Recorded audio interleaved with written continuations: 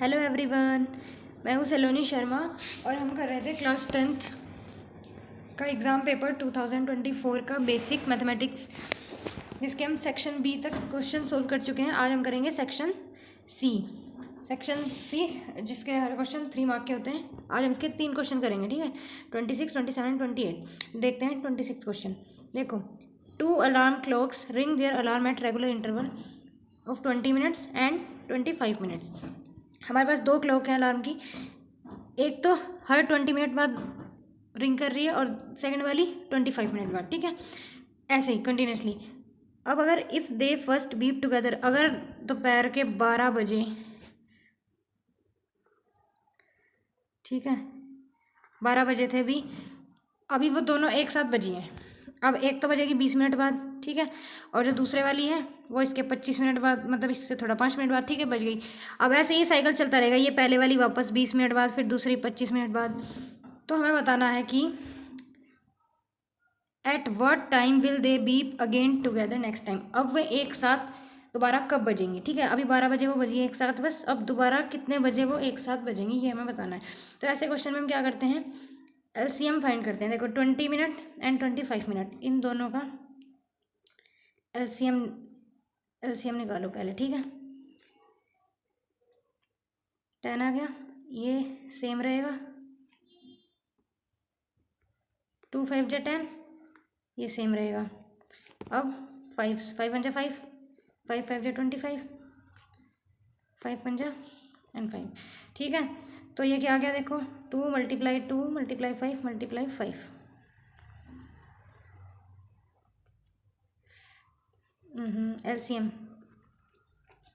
LCM 20 and 25 का कितना जाएगा, ये 2 × 2 दूनी 4, 5 20, 5 100, तो ये कितना आ जाएगा, 100 आ गया। इट मीन्स डैट कि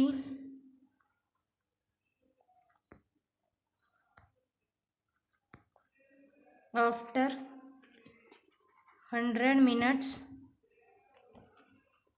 दे will beep together, ठीक है। क्या लिखा है मैंने, आफ्टर 100 मिनट्स, इसके बाद ये भी लिख लेना कि फ्रॉम 12 नून, ठीक है। After 100 minutes from 12 Noon they will beep together, बस, ठीक है। 100 मिनट्स के बाद वो एक साथ बजेंगी। अब 100 मिनट्स पे, अब देखो 100 मिनट मुझे टाइम फाइंड आउट करना है। तो एक एक अगर में कितनी मिनट होती है, 60, तो 100 मिनट्स को मैं कैसे लिख सकती हूँ, 60 + 40, ठीक है, मिनट्स। और ये जो 60 मिनट है इसको हम लिख देंगे 1 आवर, और ये 40 मिनट्स, ठीक है। 1 आवर एंड 40 मिनट्स के बाद बजेगी। तो इसका मतलब क्या हुआ, अभी तो 12 बजे थे, 12 के 1 घंटे बाद यानी कि 1 बजे और 40 मिनट, तो यानी कि कितने बजे, 1:40 PM, ठीक है। तो they will beep at 1:40 PM। Next question, the greater of 2 supplementary angles exceeds the smaller by 18। हमारे पास 2 सप्लीमेंट्री एंगल्स हैं, ठीक है। और फिर क्या करना है, जो एक एंगल है, मतलब में एक बड़ा है एक छोटा है, तो बड़े वाला छोटे वाले से कितना बड़ा है, 18 डिग्री ज़्यादा है। Find the measure of these 2 angle, हमें दोनों एंगल की वैल्यू फाइंड करनी है। तो हमने लेट कर लिया, let x and y be the 2 supplementary angles. 2 supplementary angles मैंने मान लिए हैं, x एंड y।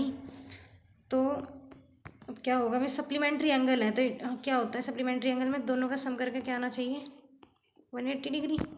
तो ये तो हो गई फर्स्ट इक्वेशन। अब हमें क्या कहा गया है, कि one angle exceeds by other by 18, ठीक है। तो यहाँ से हम क्या लिख सकते हैं, गिवन में हमें ये भी लिखना है, देखो ये सप्लीमेंट्री तो है और यहाँ पे लिख लेना कि x जो है वो ग्रेटर देन है y से। हमने क्या लेट किया कि x जो है एंगल बड़ा है। अब जो बड़ा है उस बड़े को मैंने यहाँ लिखा और बड़े में से अगर मैं छोटे वाला माइनस करती हूँ, y माइनस करती हूँ, तो कितना आएगा मेरे पास 18 डिग्री। ये हमें बोला गया है ना, क्योंकि इससे 18 ज़्यादा है तो उसमें से घटाने के बाद 18 आएगा। तो ये हो गई इक्वेशन सेकंड। अब हम क्या करें, देखो इन दोनों इक्वेशन को ऐड कर देंगे तो क्या हो जाएगा, ये y तो कैंसिल हो जाएगा, ये कितना आ जाएगा 2x, और इनको ऐड कर देंगे। तो मैं यहाँ लिख रही हूँ बाय एडिंग इक्वेशन 1 एंड 2। तो मैंने इधर लिख दिया, ये आ गया 2x और ये इधर ऐड करके कितना आ जाएगा 8 9 198 डिग्री, ठीक है। x 2 इधर अपॉन में 2 9 जा 18 एंड 2 9 जा 18, तो x मेरे पास आ गया है 99 डिग्री। x की वैल्यू आ गई है। अब इसको हम किसी एक इक्वेशन में रख दो, फर्स्ट वाली में रख देते हैं x plus Y is equal to 180 degree. तो मैं क्या कर रही हूँ, पुट इन फर्स्ट, तो x प्लस वाई, x की value 99 degree plus Y an is equal to 180 degree. तो वाई यहाँ पर 180 डिग्री माइनस 99, और ये हमारे पास कितना जाएगा, हमारे पास क्वेश्चन है find the coordinates of the points of try section of the line segment joining. हमारे पास एक लाइन है, मैंने लिख लिया ए बी, और ए के कोऑर्डिनेट्स हैं ये -2,2 एंड बी के कोऑर्डिनेट्स हैं 7, -4। तो हमें क्या फाइंड करना है, find the coordinates of point of try section. तो इस लाइन को जो है हमने 3 इक्वल पार्ट्स में डिवाइड कर दिया है, तो 1 2 एंड 3, ये तीनों इक्वल पार्ट्स हैं, ठीक है। तो ये भी 1 और इसको भी हम 1 लिखेंगे। अब ये जो ट्राई सेक्शन है, इस पॉइंट को हमने बोल दिया है P एंड इस पॉइंट को हमने बोल दिया है Q, ठीक है। तो इनके हमें कोऑर्डिनेट्स निकालने हैं। तो जब हम P के लिए बात करेंगे तो यहाँ पर जो रेशियो में डिवाइड होगा ये तो 1 हो जाएगा और ये क्या हो जाएगा 2, 1 और 1। जब हम Q के लिए बात करेंगे तो ये हो जाएगा 1 और यहाँ से यहाँ तक ये हो जाएगा 2, ठीक है। तो मैंने लिख लिया let A B a line segment joining the points A and B. A B क्या है, लाइन सेगमेंट है, ए और बी के पॉइंट्स को ज्वाइन कर रहे हैं। एंड मेरे पास क्या गिवन है कि ए के कोऑर्डिनेट्स क्या हैं -2,2 एंड बी के कोऑर्डिनेट्स क्या हैं 7, -4। ओके, तो अब let P and Q be the trisection of A B. ये P और Q क्या कर रहे हैं, इसको 3 इक्वल पार्ट्स में डिवाइड कर रहे हैं, ये भी हमने लिख लिया। अब मैंने इनके कोऑर्डिनेट्स को कंसीडर कर लिया है। P को मैं क्या बोल रही हूँ A1, B1। P के कोऑर्डिनेट्स को मैंने बोल दिया A1, B1 एंड Q को कोऑर्डिनेट्स को मैं बोल रही हूँ A2, B2। तो ये मैंने यहाँ पे लिख लिया A2, B2, ठीक, यहाँ तक ठीक है। अब हमें क्या करना है, देखो कोऑर्डिनेट्स निकालने के लिए कौन सा फॉर्मूला यूज़ करते हैं हम, सेक्शन फार्मूला। तो बाय सेक्शन फार्मूला या यूजिंग सेक्शन फार्मूला भी लिख सकते हैं। हमारे पास क्या होता है सेक्शन फार्मूला, अगर मुझे x, y ये कोई कोऑर्डिनेट्स निकालने हैं तो उसकी वैल्यू हमारे पास क्या होती है, x1 m2 plus x2 m1 and upon m1 plus m2 and y1 m2 and y2 m1 and upon m1 plus m2। ये है x की वैल्यू और ये वाली है y कोऑर्डिनेट की वैल्यू। अब यहाँ पर x1 x2 क्या है, y1 y2 क्या है, ये जो कोऑर्डिनेट्स है ये x1 y1 है और ये x2 y2 है, ठीक है। और m1 m2 क्या होते हैं, रेशो, ये m1 और ये m2। तो P के लिए M1 1 है और M2 2 है, एंड Q के लिए M1 2 है और M2 1 है। ठीक है, तो इसी के उससे हम इसको आगे सोल्व करेंगे।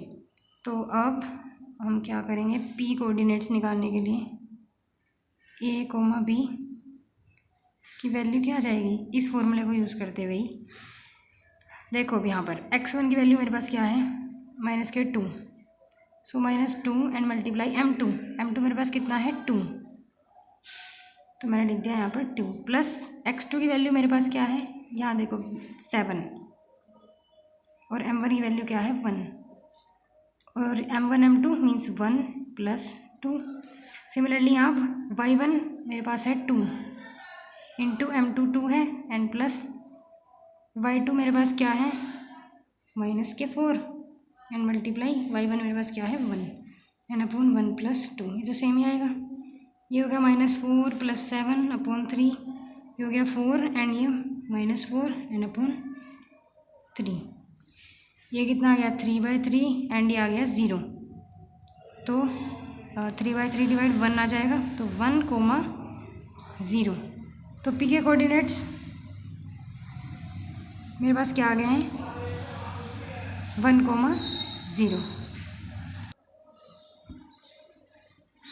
तो P के coordinates A, B, A1, B1 मेरे पास कितने आ गए हैं 1, 0।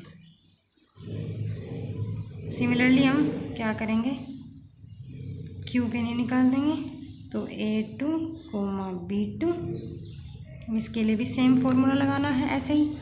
अब यहाँ पर देखो x1 M2, अब x1 की वैल्यू तो वही आएगी -2, लेकिन M2 की वैल्यू यहाँ पर क्या आएगी M2। अब Q के लिए देखो M1 2 है और ये 1 है, ये चेंज हो गई बस M1 और M2 की वैल्यू, तो ये सेम आएगी 7 मल्टीप्लाई और यहाँ पर 2 आ जाएगा एंड अपॉन 1 + 2 एंड कोमा जो y कोऑर्डिनेट के लिए मतलब इस B2 के लिए लिखना है 2 × 1 एंड प्लस -4 × 2, बस M1 और M2 की वैल्यू चेंज आएगी, बाकी सब सेम। तो ये -2/3 + 14 एंड दिस इज 2 -8/3 12/3 एंड ये आ जाएगा -6/3, ये 3 × 4 = 12 एंड ये 3 दूनी 6, तो 4, -2 ये हमारे पास आंसर आ गया। तो हैंस Q के कोऑर्डिनेट्स क्या आ गए हैं 4, -2। यही हमें निकालने थे, P एंड Q के कोऑर्डिनेट्स बताने थे हमें ट्राइसेक्शन की, वो हमने दोनों फाइंड कर लिए। ठीक है, thank you so much for watching. तो इस पेपर के बाकी जो 3 मार्क के क्वेश्चन बचे हुए हैं वो हम करेंगे नेक्स्ट वीडियो में, पार्ट 3 के सेकंड पार्ट में। ठीक है, ओके बाय।